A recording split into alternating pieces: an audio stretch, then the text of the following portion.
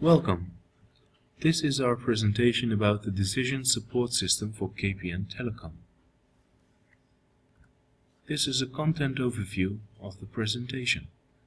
We will talk about the decision support system, KPIs, summary of findings, and at the end, a conclusion and recommendation to KPN. A company collects and generates data continuously. Transactions, sales, and orders are all recorded and kept in files. Of course, these files pile up, resulting in a bulk of data that is questionable whether it is relevant to the company or not. In addition, the data collected shows the performance of the company. For instance, managers of a company can base their decisions on the number of sales in a certain period. They then can look at the revenues and profits those sales have generated, and from which type of customers. By measuring performance, management can determine whether their business activities are on the right track or not. Effective decision makers base their assumptions on a set of key performance areas of their businesses that are critical for future success. Bernard Marr distinguished those areas as sales and marketing, finance, customers and employees, CSR, and, last but not least, operational processes. This highlights the KPIs used in the decision support system for KPN Telecom. The dashboard, created in Excel, contains actual data from the annual reports provided by the company. Throughout the presentation, the data is linked with the KPIs and the different decisions that managers might take. As we mentioned, the decision support system, DSS, is built for KPN Telecom. The company, established in 1852, has become the market leader in information and communications technology. With over 13,000 employees, of which 18,000 full-time, is good for 6.5 billion euros turnovers. Not only provides KPN its products and solutions to consumers, they also extend their services to businesses, corporations, governmental units, and not-for-profit organizations.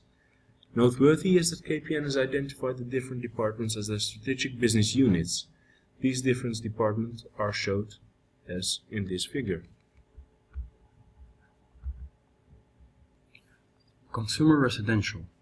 The products offered by KPN's consumer residential units are used at and around the house. Examples of these products are TV, fixed telephony, and internet. Next is consumer mobile. KPN, Hi, Telfort, and Simyo are different brands the company uses to provide consumers customized mobile services. As a result, consumers that make use of the service are reachable anywhere. Business market. In addition to fixed telephony, small and medium-sized enterprises make use of the mobile services provided by KPN. Here, also the services are to be customized for different needs of different clients. Corporate market. Larger enterprises, such as MNEs, can also request consulting, cloud services, and other ICT-related products from this department. And last, Netco.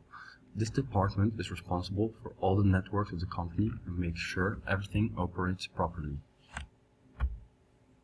The purpose of the dashboard is to clarify the contribution of each SBU to total performance.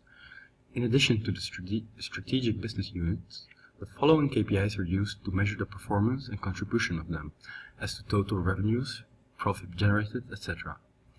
Revenue growth, to show the effective growth and changes in revenue. EBITDA, to determine to what extent the operations of KPN generate profits. Number of full-time employees, to show how KPN divided their employees between the different SBUs, and the changes of the amount of full-time employees over a certain period of time, 2011 till 2014.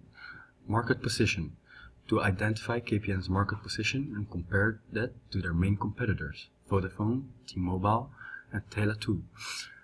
In the next section, we provide a summary for each KPI linked with this SBU and describe the purpose of the graphs.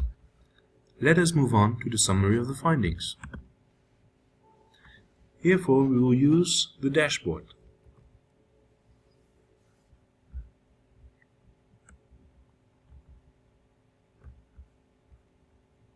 Under revenue, we see the first graph we used is a clustered column chart with a trend line.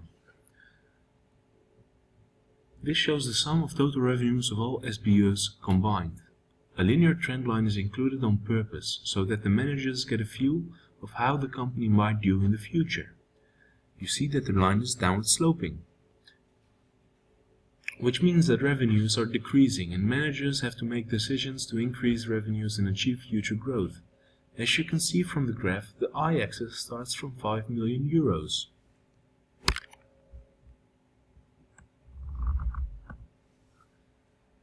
The reason for this is because the graph becomes more effective by focusing more on the changes over time. Also, the color of the graph is selected based on the colors of the KPN itself.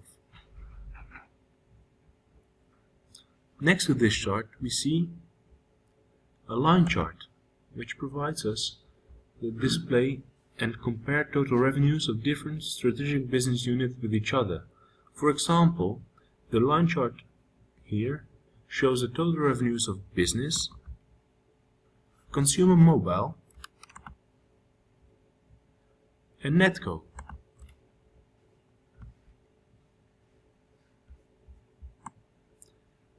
By means of a slicer, the decision maker can select the strategic business units he or she wants to view and compare.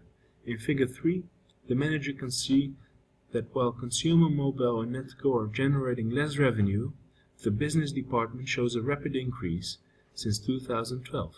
Based on this assumption, he or she can then decide whether to invest more time and money in a certain strategic business units to achieve more revenue growth or prevent further decreases. The next KPI we are going to discuss is EBITDA.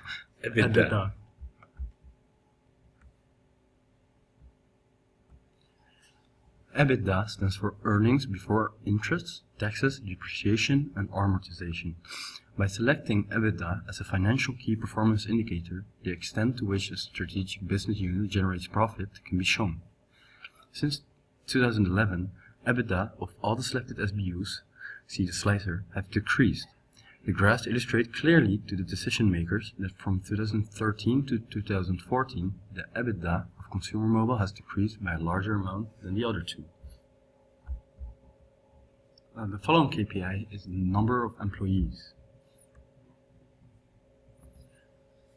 The graphs chosen for this KPI are the following. A stacked area chart that shows the amount of full-time employees working at the different SBUs at KPN. From this chart, the manager can see that in 2011, KPN employed over 26,000 people. In 2014, that total amount fell to less than 19,000.